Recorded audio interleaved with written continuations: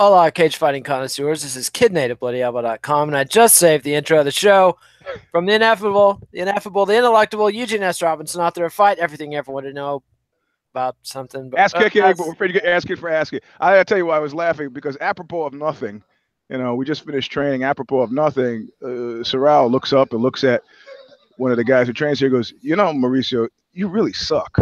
Now that's coaching. There you go. That's a high quality level of coaching we've come to expect. And I bet that guy renewed his membership.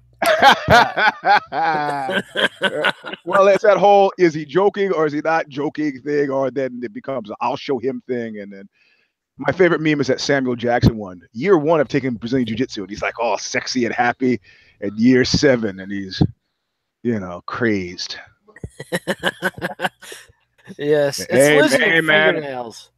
Yeah, it's losing the fingernails that separates the white belts from the blue belts. In my experience, anyway, that's where I filtered out. We're here for the UFC Glendale, Arizona. and just to show you, I thought you meant Glendale, Southern California. So home of the Hillside Stranglers. No, actually. Yeah, I use that a lot. I go, hey, why don't we go over and hang out at the upholstery shop? I think they tore that down, actually. I'm not talking about their upholstery shop. I'm talking about my upholstery shop. See, do you think you could be so tidy as to have an apartment and the police come and search it and find 0 fingerprints in your own apartment? I mean, not just not yours, but not anybody's. Have you seen the movie with John Turturro's brother? As that was like a bit of method acting. I was like Kenny or Angelo. I think he played Angelo, and it was a tour de force, man. I don't know how long it took him to shake that role afterward, but he I think that's probably as close as you'd want to get to that role. That is extremely creepy, because those guys were extremely creepy creeps. Yes. Yeah, and you know what's funny about that? That seemed like it was not drug fueled at all. My memory is kind of fuzzy. No, I don't believe Kenny and Angelo were doing much of anything in the way of drugs. It was strictly misogyny.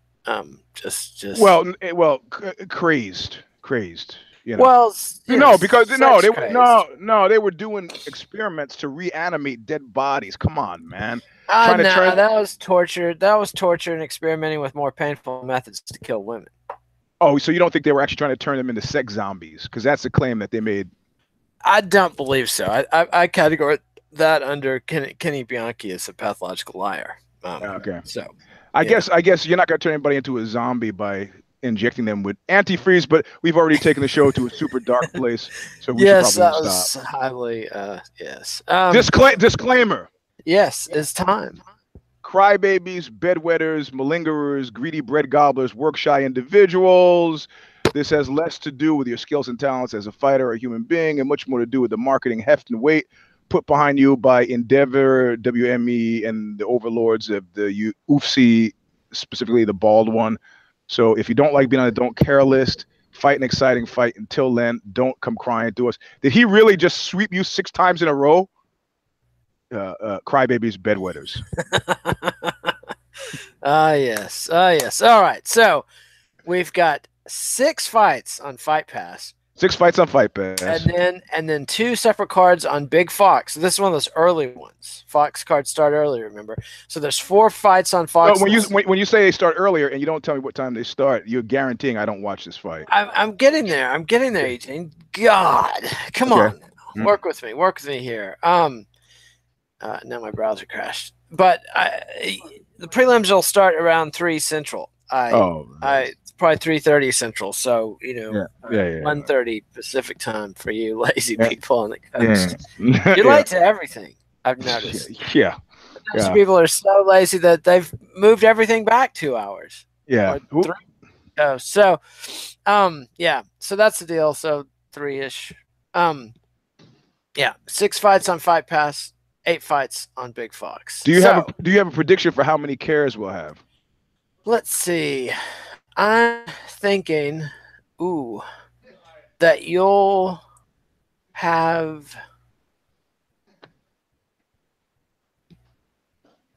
6 cares.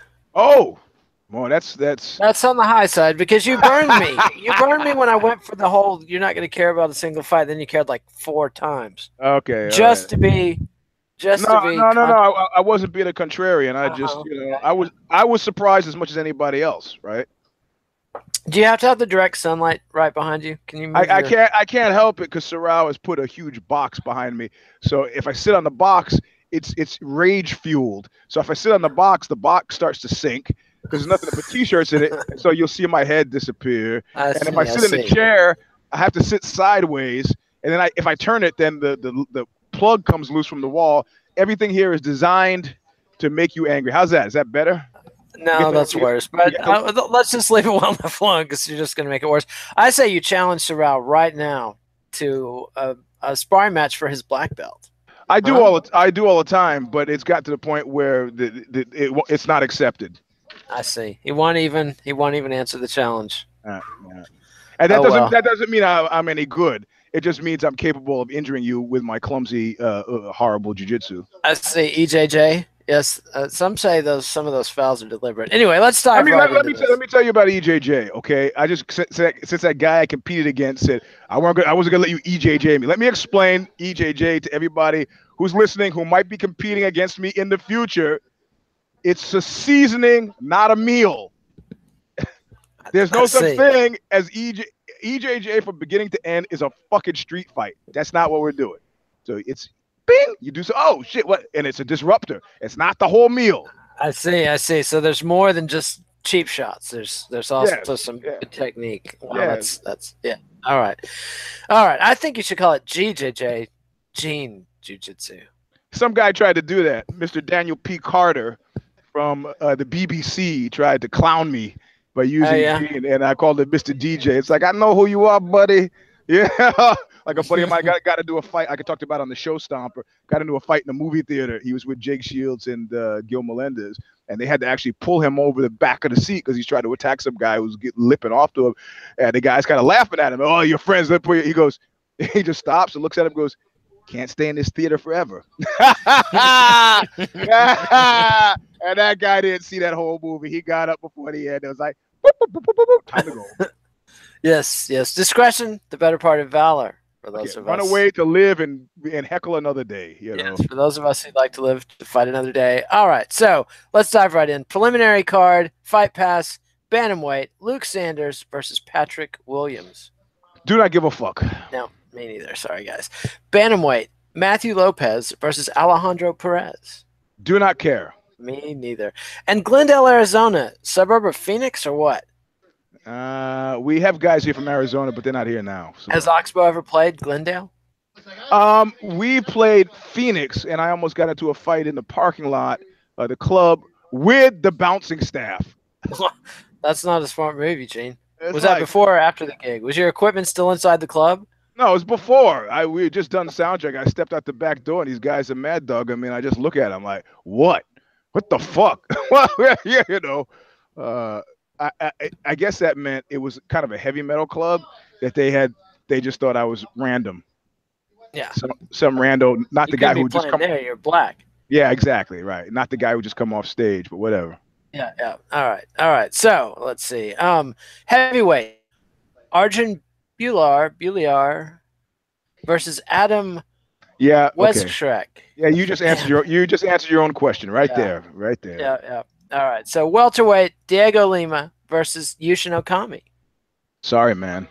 This is no, man. You know what this is? It's a gimme. It's a gimme. And I just, you know what? There's some guy like, okay, did you see Joe Lozon fight? We both picked Lozon. How'd that make you feel? Were you happy? Made me feel old and impotent is how that made me feel, man. I mean, that was just you can feel old, you can be impotent. So I just felt I'm not being impotent. Just feeling so that's where I'm going with Okami, man. I know I'm gonna see things in that fight that are gonna make me sad. I don't know. Dhiego Lima's pretty shot too, but not as shot as Okami. It's not. Nobody in that fight is gonna make me happy. They'll both make me sad. So why would I just can't. I can't. Yeah. And this is like a thanks for doing a short notice fight for him. This is a mercy don't care, by the way. I know who these guys are. I've appreciated their output before, but frankly, I can't, man. I don't want to create a situation where you think this is okay. I see. All right. Well, I had a 4-fight win streak before he came back to lose to OSP in the UFC. But anyway, women's flyweight. All man. All right. Well, that I care, and I'm picking Okami. Oh, okay. Hold on. Let me get the tote sheet out. I'm the world's biggest and maybe the only Yushin Okami mark out there. You're gonna get marked. Remember when he fought Rich Franklin? Yeah. For the title. Oh man. I was actually see what you did. You just put it all in perspective. You remember, and Rich Franklin right away tells you all you need to know. At least I didn't say anything like Dana and Rich Franklin's wife or anything like that. No, that should. Who is that guy though? Who is that guy? George Gorgel. George Gergel that trained Franklin and refused to fight on the ground. Yeah. Black belt. It turned out it was a knee injury, but he was like one of the pioneers of bad kickboxing. They stood me up when I was doing Rich Franklin and when I was traveling around the country doing interviews for the Fight Book. I had set up an interview with Franklin, and because I thought it would be cool to get somebody who was clearly had a bifurcated existence, teaching geometry, and then do this fight thing. And so I went to school. I'm sitting there, and George comes up, and then pretty soon I notice I'm just sitting there alone. Looking at the clock, and then finally I just go to some woman at the front desk and say, "Hey, is George going to show up or Rich?" You go, well, "Let's check." And he gets on the phone. She says, "Yeah, okay." No, they're not. man, you do realize I came 2,000 miles to fucking talk to you, man. And then at that point I cursed their careers. I see, and the proof's in the pudding, right there. In a taster too. Yes. All right. Women's flyweight, Lauren Mueller versus Shana Dobson. Sorry, don't care. Ouch. Okay, so you're going to have 4 cares tops. Welterweight, Gilbert Burns versus Dan Moret.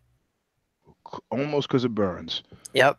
Burns is he a gict? Is he ascended? Did he even make gict country or? No, if it was a stock, I still had to wait and see on that guy. I see. But I have to say I don't care. I see. Okay. I care. Okay. I care. I'm all in for Burns. All in for Burns. All right. Middleweight. Brad Tavares versus Kryzysztof Jotko. Oh man. Come on. Poland, practically the home country. Yeah, I know. They're really pushing it with this. What are they trying to do, really?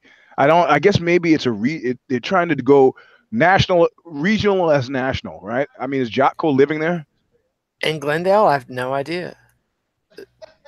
I don't know. I don't want to see it. Again, it's gonna make me sad, man. I mean, it's like if you told me Keith Jardine were on the card, right? And all of a sudden I say that name, Keith Jardine, and you kind of go, oh shit, yeah, I remember that guy. Many people listening now will not remember that guy. How does that fucking make you feel? Makes you feel old. Not impotent though, just old on this occasion. Impotent. Yeah. If I'm gonna be impotent, I'm gonna act impotent. All right. So save the tips. So no Jotko. No care for Jotko. I can't. Dude. This is the card I should have no cared you on. You're just doing this to be contrary. I'm not. I'm being honest. Has a because the thing is, if you told me if it was going to be normal time, then I'd have been more gracious. But showing up at 3 o'clock to watch Jotko, oh, really? Well, this will be like, this will be about 3 o'clock your time. All right. So how about flyweight Wilson Heiss versus John Moraga? Yep. Care. Yeah, this is a care. These are names. This is big doings. Although, yeah. It's not a feel-good fight, but I care. Well, yeah, I'm picking Heiss. I don't think Moraga can stop him turning it into a grappling match. Yeah, we're on the same ticket there. Yeah, but that should be a good fight. I'm actually excited about this. All right, so welterweight. Excited is a strong word. Relatively, welterweight Muslim Salikhov versus Ricky Rainey. Yeah, sorry, no. Middleweight. Antonio Carlos Jr. versus Tim. I can't believe he's still in the UFC. Boetsch. Whoa. Yeah. Is this Event Horizon or what? No, that's Major Tom, man. Major Tom. Yeah, he's just out there circling the earth and every once in a while. Waiting to be noticed. Crackles. Hey, you guys, I'm out here. You know, come on. Tang's running low. I'm low on Tang. All right. I can't bring myself to not care this one. How is it that I'm not sentimental about Jotko, but sentimental about Boetsch? I don't know. He's coming off a win against Johnny Hendricks. Yeah, he's actually 2-1 in his last 3 fights. Yeah, I remember the Johnny Hendricks thing. But I mean yeah. But that was more about the sads of Johnny Hendricks than the supremes of Boetsch. Yeah, and it's hard to get that sads about Johnny Hendricks. I just think about the bad iced tea at a steakhouse. And it's also hard to get that excited about a Tim Boetsch. It really is. See where I'm going with this? I don't care. That's what I don't care. I'm sorry. I can't. I have to be somewhat consistent. I can't not care about Jotko and then care about Boetsch. That I would have to go home to the Memphis. No, I just have to do some explaining. You know. Some explaining. I see. All right. So now we're to the main card. Main card time. Remember when they used to talk about what a big deal it was going to be for UFC fighters to be on Big Fox? Yeah, man. And what a big deal it hasn't been. All right. So women's strawweight, Cortney Casey versus Michelle Watterson, the karate hottie. I care. Yeah, I do too. I'm going to go with Waterston because she looked so bad in her last outing that I think that their interest is in building her back up, which is I'm perfectly okay seeing. I want to see. I need that door to creep open, like we're talking about the door that you let fly open to show what your skill set. And she did remarkably little at the last fight where she got murked. So I'm looking forward to her. I'm okay with them giving her sort of a showcase deal. I'm looking forward to see what else she's got and figured out in the interim. I like her jiu-jitsu, so I'm going to pick her. I see. I can't argue with that. I too think that Casey's being thrown to the wolves here. But such is life. It's a rough sport, cage fighting. All right, middleweight Israel. So you care and you're picking her too. Yes. Okay. Middleweight Israel Adesanya versus Marvin Vettori. Care. Yes, Israel is as they say hot. They rushed him out, and they rushed him out there fast again. Right. I mean, he just fought. Was it 3 weeks ago? February 11th. Yeah. So they rushed him out there, and I'm not guessing they rushed him out there for any other reason than they're trying to, he's Johnny Boney Joni-esque. Wow, we need something like that now without the drug problem. Yeah, he's too low profile to start getting expensive or demanding, and he's hot. So, and Vettori is actually he's coming off a draw. But otherwise, he's 12-3-1, and he's only lost once since 2014. So I'm picking him. So who are you picking? You're picking Israel. Israel, yeah. Yeah. I got to go with Adesanya also. Okay. That's a smart move. I didn't know if you were going to take the cliff dive into total stupidity or what. I see. I don't think that's totally stupidity. I think it's I'd be curious to even look at the odds on this. All right, so now we come to welterweight. I has the sads for what this fight could have been. It was supposed to be Matt Brown, but instead it's Alex Oliveira versus Carlos Condit. Speaking of not what they used to be. I think this No, Alex Oliveira is all right, man. It's Condit's fault. It's Condit's fault. Yeah. So first of all, I care. I'm guessing you care. I care as well. But still, Matt Brown and Condit would have been more sporting, senior league. Matt Brown got injured or something? What happened to him? Yeah, injured. Okay. He has the olds. They call it the olds. Yeah. The miles. It's not the years. I got that too. Believe me. But I'm picking Alex Oliveira. You're picking Alex Oliveira. Yeah, I just saw him at the Worlds when I did the Worlds. He was there, taller and bigger than I thought he'd be. So, man, everything in me is just dying to pick Condit here. But I can't because he's not Carlos Condit anymore. Mm-hmm. Whatever he is, it's like one of those H.P. Lovecraft stories where the body's been invaded by, some devil woman from the past or another planet. But maybe it's just olds. Maybe it's the old, but yeah, so, I gotta go with Oliveira. Okay, all right. Oh, yeah, it's sad. The natural born killer. Okay, great. A near all-time great, I would say. Yep. All right, so lightweight. Now we come to the headliner. This is the headliner. This is the headliner. Fuck. Well, on the other hand, I got 1, 2, 3. I got 4 cares, more than I thought. Yeah, I was only off by 1. Welterweight. No, wait, sorry. Lightweight. Dustin Poirier versus Justin Gaethje. Yeah, I care. I care. Mega care, but this should be a fucking barn burner, pot boiler opener, not the main event. Right? Shouldn't this be a pay-per-view starter? This should be the first fight on a pay-per-view, is what this should be. Well, Poirier makes it different. I think Gaethje's the one that makes it different. But. No, but my point is more that this is the narrative for this is changing of the guard, right? And you don't want that to be your headliner. No, was Poirier ever the guard? I mean, all right. No, Poirier. Dustin Poirier is like, I mean, he's yeah. He was nibbling around the edges. I'm not saying he's Event Horizon if he loses this fight, but I'm not saying nobody expects him to really win this fight either, right? I don't know. I think it's a pretty live. So you're gonna making me look up the odds. You're gonna pick Dustin then, huh? Because that's a really serious technical error. I'm not picking Poirier. I'm picking Gaethje. Yeah, me too. So all right. Yeah. So don't be putting picks in my mouth. So, but you're looking up the odds. So what are the odds? I'm looking at. Just give me a second. My spare computer also has the odds. Oh, spare computer. Well, you see, I'm talking into this one, and I'm looking at that one. Ergo. Yeah, you know what? I got one computer, Mr. fucking Moneybags. Mr. Stanford grad, Mr. Silicon Valley. Took me 12 years to pay that degree off. Well, at least you're not whining about it like these millennials. Some friend of mine was like, I'm homeless now. I need a place to stay. I'm like, hey, man, what the fuck you been doing for the last 4 years? Drinking and smoking.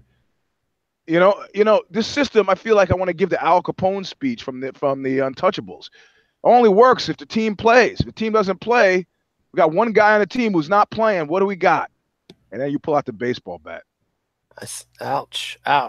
Because what happens when I am suddenly down on my luck? Who do I turn to at that point? Your kids. Smoking. Yeah, well, okay. My kids.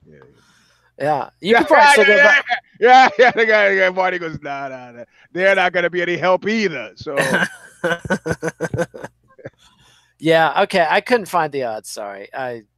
It's too slow, and I didn't feel like looking it up twice. I can't figure out this computer thing. The words, the typing, it's all very confusing.